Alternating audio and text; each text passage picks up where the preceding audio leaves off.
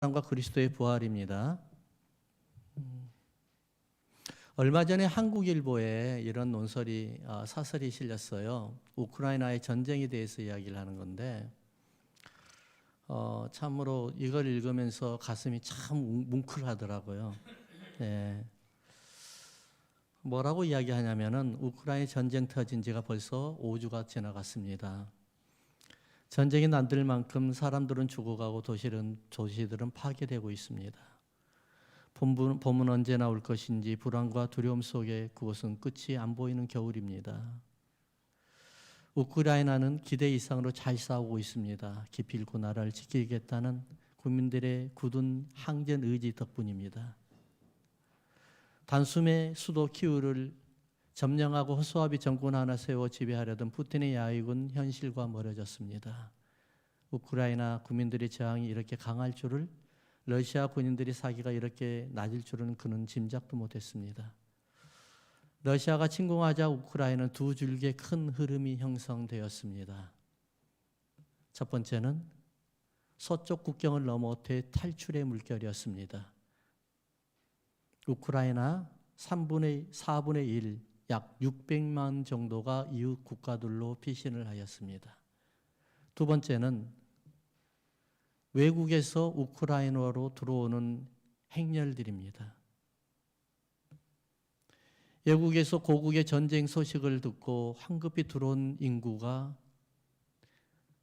26만 명에 달한다고 합니다. 대부분의 18세부터 60세 건강한 남성들은 국가를 위해서 전쟁에 참전을 해야 된다는 대통령의 탄원에 많은 사람들이 전쟁터에 끌려갔습니다. 이런 대이동 혼란 속에서 꼼짝 않고 지키는 무리들이 있습니다. 피난도 가지 않고 집을 떠나지 아니하고 포탄이 떨어져도 절대로 피하지 아니하는 그런 무리들이 있었습니다. 그 무리들은 바로 다름 아닌 어머니들이었습니다. 아들이나 딸들이 전쟁터에 나간 어머니가 혹시라도 돌아올까 봐서 집을 비우지 못하고 계속해서 포탄이 떨어지는데 집을 지키고 있었습니다. 가슴이 바짝바짝 타 들어가고 있었습니다. 혹시나 별일은 없을까? 매일같이 불덩이 속에 들어간 것처럼 온몸이 타들어가고 있습니다. 언젠가 또 한 번씩 아들에게 전쟁터에서 전화기로 문자가 옵니다. 엄마 나 괜찮아요. 이 한마디 들으면은 그나마 그 걱정했던 그 마음이 한순간에 녹아집니다. 하나님 감사합니다. 그리고 또 다시 메시지가 없어집니다. 온통 불안해 있습니다. 혹시나 어떻게 되었을까? 우크라이나의 서부의 코시우의 한 어머니는 수십 년 전에 끊었던 담배를 다시 피운다고 합니다. 왜냐하면 아들이 3명이 있는데 세 아들 중에서 2 아들이 전쟁터로 나갔기 때문입니다. 둘 다 결혼을 했습니다. 자식도 있고 아이도 있는데 전쟁터로 갔습니다. 혹시라도 어머니를 뵙고 가면 못 가게 할까 봐 난리 날까 봐서 어머니를 뵙지 못하고 도망치듯 갔다고 합니다. 나중에 2 아들이 전쟁터로 갔는데 며느리가 어머니에게 소식을 전하더란 겁니다. 어머니는 이 소식을 듣고 밤새 울었다고 합니다. 말로 형언할 수 없는 그런 느낌, 영혼이 찢어지는 그런 느낌이었다고 합니다. 이 악몽이 언제 끝날 건지, 아들은 다시 살아서 볼 수 있을지, 두려움 속에 어머니는 간구하고 또 기도한다 합니다. 2 다리가 잘려도 좋고 2 팔이 다 잘려도 좋고 오직 살아서만 왔으면 좋겠다고. 이게 어머니의 마음이랍니다. 오늘의 말씀은 이렇게 시작이 합니다. 엘리사가 길을 떠납니다.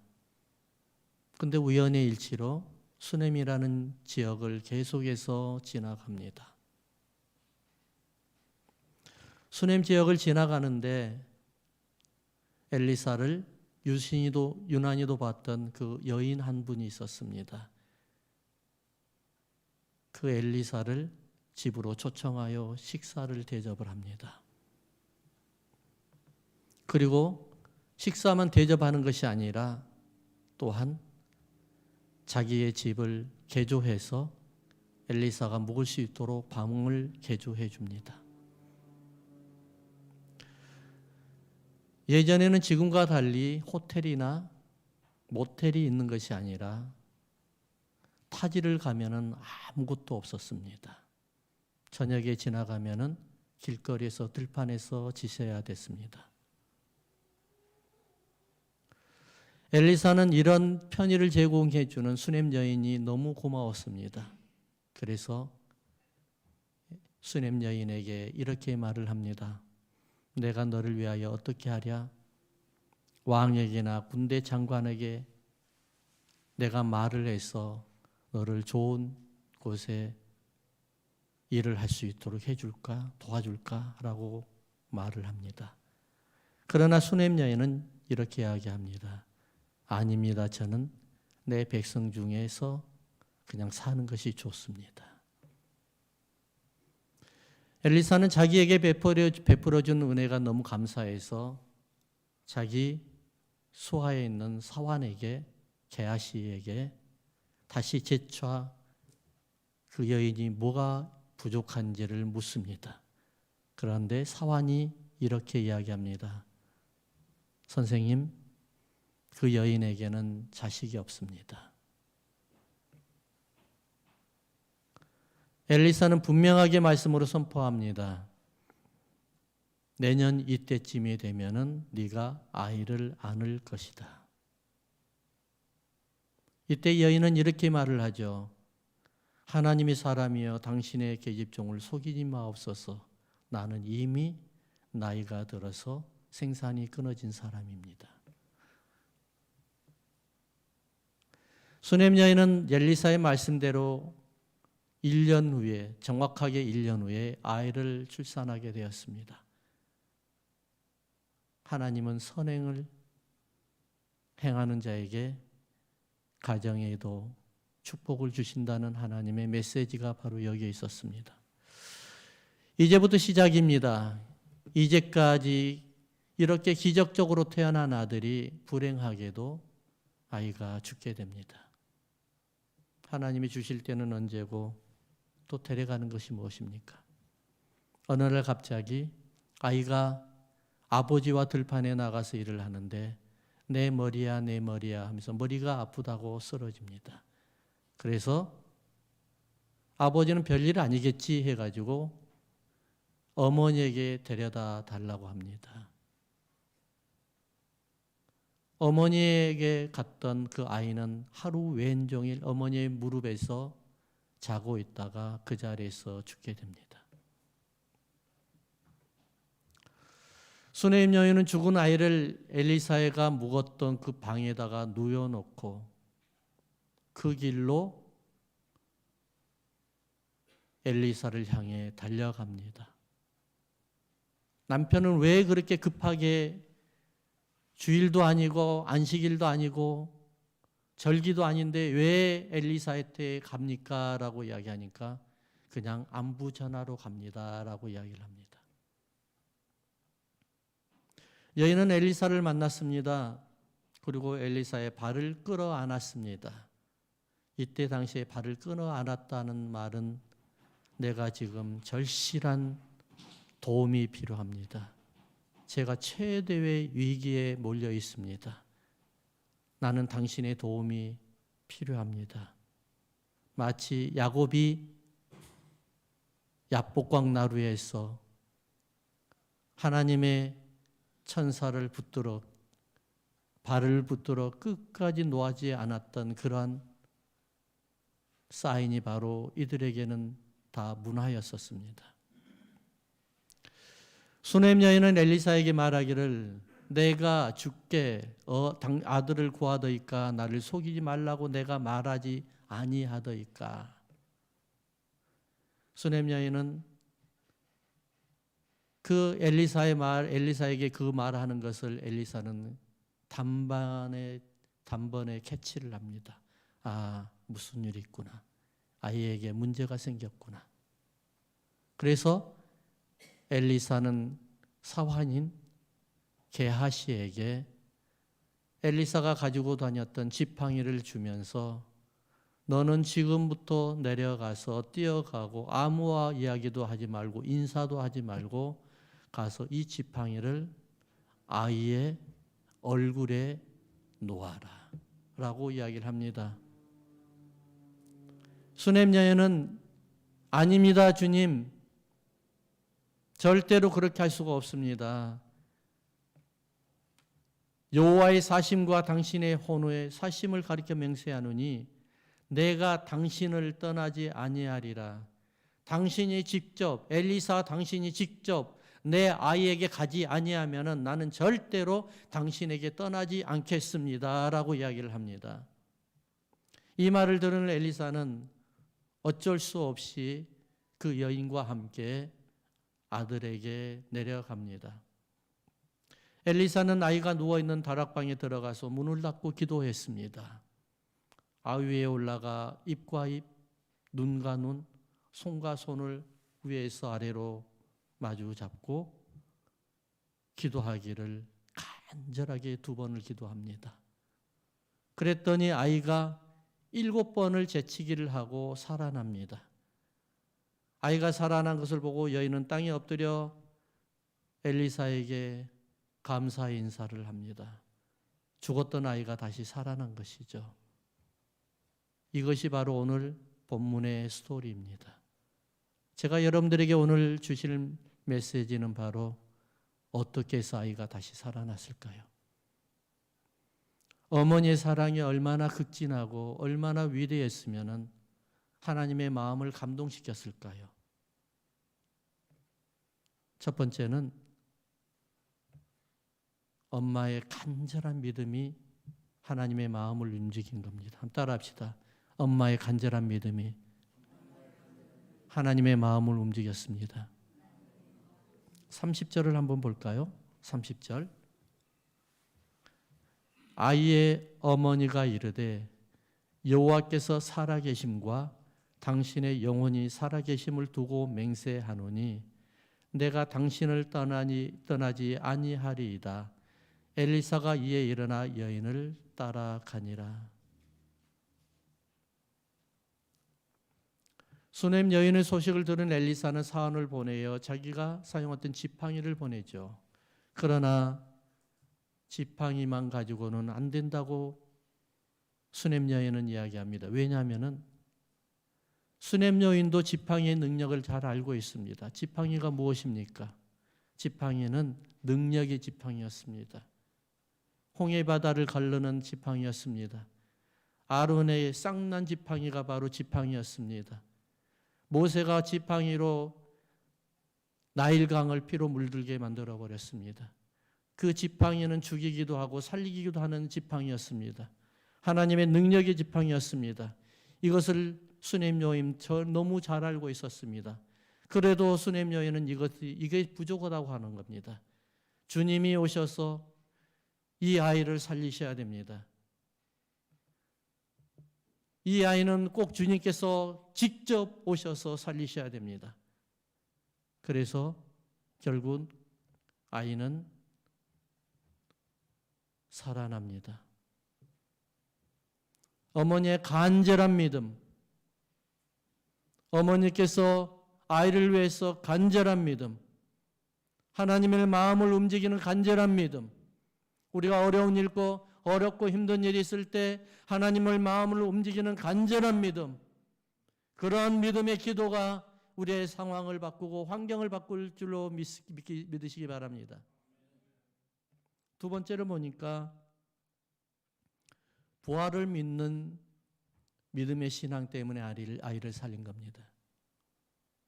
한번 따라합시다. 부활을 믿는 믿음의 신앙.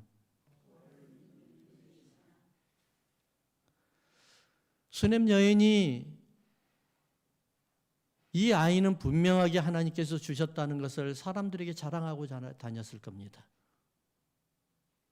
자기는 이제는 아이를 생산할 수 없는 능력인데도 하나님께서 이 아이를 태어나게 하셨습니다 라고 분명한 믿음을 가졌습니다. 그러는데 아이가 이제 갑자기 죽어버립니다. 그랬을 때 이 수냄 여인이 생각했던 것이 무엇일까요? 바로 우리 하나님께서는 죽일 아이를 분명히 보내지 아니하리라는 분명한 확신이 있었다는 것입니다. 믿음이 있었다는 겁니다. 이 아이는 분명히 살아난다는 것입니다. 여러분, 하나님께서 여러분들 구원시키기 위해서 십자가 못 박아 예수님을 못 박아 죽었는데 왜 여러분들을 불행하게 하시겠습니까? 여러분들을 분명히 살리시고 불행을 깨끗하게 해결해 주신다는 하나님의 분명한 메시지가 그 안에 있는 것입니다. 여러분들을 버릴 것 같으면 구원도 안 시켰죠. 예수님도 안 보냈죠. 하지만은 우리의 환경을 바꾸기 위해서 우리 하나님께서는 예수님을 십자가 못 박아 죽이셨습니다. 수냄 여인은 아들이 죽은 것을 아무에게도 알리지 않았습니다. 왜요? 분명히 아이는 살아나리라는 믿음이 있었기 때문에 그렇습니다. 심지어는 남편에게도 이야기하지 않습니다. 아니 왜 엘리사 선생님을 만나러 갑니까? 내가 문안 인사하러 갑니다. 안식일도 아니고 절기도 아닌데 거기 가야 될 일도 없는데 왜 갑니까? 그냥 문안하러 가는 겁니다. 아이가 죽었다는 소문을 아무에게도 안 했습니다. 왜요? 분명히 살아날 것을 믿기 때문에 그랬던 것입니다. 마태복음 15장에는 가나안 여인의 간절한 호소가 나오죠. 가나안 여인은 병들어 있는 자기 딸을 데리고 예수님에게 달려갑니다. 예수님께 나아갔는데 예수님을 중심으로 주위에는 수많은 사람들이 몰려 있습니다. 아무리 소리쳐도 들리지 않습니다. 겨우겨우 삐집고 들어가서 이렇게 이야기합니다. 다윗의 자손이여 나를 불쌍히 여겨소서. 안 듣습니다. 조금 더 앞으로 더 나아갑니다. 다윗의 자손이여 나를 불쌍히 여기소서. 그래도 예수님은 뒤돌아보지도 않습니다. 제자들이 뒤돌아봅니다. 예수님의 목소리, 예수님의 들릴 때까지 다윗의 자손이여 나를 불쌍히 여기소서 계속 외칩니다. 그러니까는 제자들이 귀찮은 소리로 주님, 저 여자가 예수님을 부릅니다. 귀찮으니까 그냥 집으로 돌려보내십시다 라고 이야기를 합니다. 그때 예수님께서 돌아봅니다. 나는 이스라엘 사람 외에는 나는 아무에게도 관심이 없단다. 나는 이스라엘 사람들에게만 구원을 하러 왔지 가나안 사람들에게는 아무런 관심이 없어. 여인은 이렇게 이야기합니다. 주여 도우소서. 주여 그래도 저를 도와주십시오. 수많은 사람들이 보는 앞에서 망신을 당하고 수많은 사람들이 보는 앞에서 창피함은 이를 말할 수가 없었습니다. 예수님께서 이렇게 이야기합니다. 한술 더 뜹니다. 자녀의 떡을 취하여 개들에게 던짐이 마땅하니라. 너는 가나안 사람이요 우리는 이스라엘 사람이요. 어찌 가나안 사람이 이스라엘 사람인 나에게 와가지고 주여 나를 도우소서 하느냐. 자녀가 먹고 있는 자기 먹고 있는 떡을 취하여서 개에게 던지면 그것을 먹는 게 바로 가나안 사람이 아니냐라고 이야기를 합니다. 이런 수치가 어디 있습니까? 그럼에도 불구하고 이 여인은 오직 딸만 생각을 합니다. 내 딸만 고쳐야 되겠다고 생각을 합니다. 이게 어머니의 사랑이 아닙니까? 여자가 이르되 주여 올소이다마는 개들도 제 주인의 상에서 떨어지기는 부스러기를 먹나이다. 엄마가 위대하죠. 자식을 위해서는 생명까지도 아끼지 않지 않습니까? 자식을 위해서라면 그 어떠한 불행도 마다하지 않지 않습니까? 자식이 아프다고 하면은 밤새도록 잠을 안 자고 기도하지 않습니까? 혹시라도 좋은 거를이라도 어떻게라도 전걸 먹이려고 애를 쓰지 않습니까? 하나님이 얼마나 여러분들을 사랑한 줄 아십니까? 하나님이 여러분 사랑합니다. 너무너무 많이 사랑합니다. 하나님이 여러분들을 위해서 예수님을 죽이셨잖아요. 여러분들 살리시려고 예수님 죽였잖아요.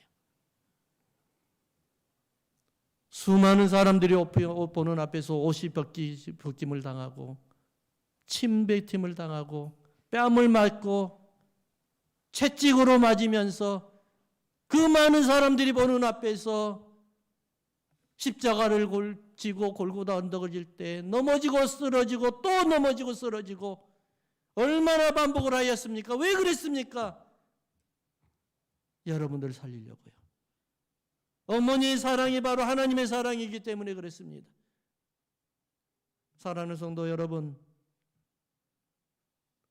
우리 어머니가 바로 우리를 살리기 위해서 그 어떠한 수모를 면치 않고 가하지 아니하고 나를 살리기 위해서 애쓰셨던 것처럼 우리 하나님께서 여러분들을 살리고 나를 살리기 위해서 부활의 주님으로 오셔서 우리를 살리시고 우리를 영원한 생명을 주신 그 하나님이 바로 우리 하나님이요 내 어머니라는 것을, 내 아버지라는 것을 이 시간 고백하며 우리 주님 앞에 감사하는 여러분들 되길 주의 이름으로 축원합니다.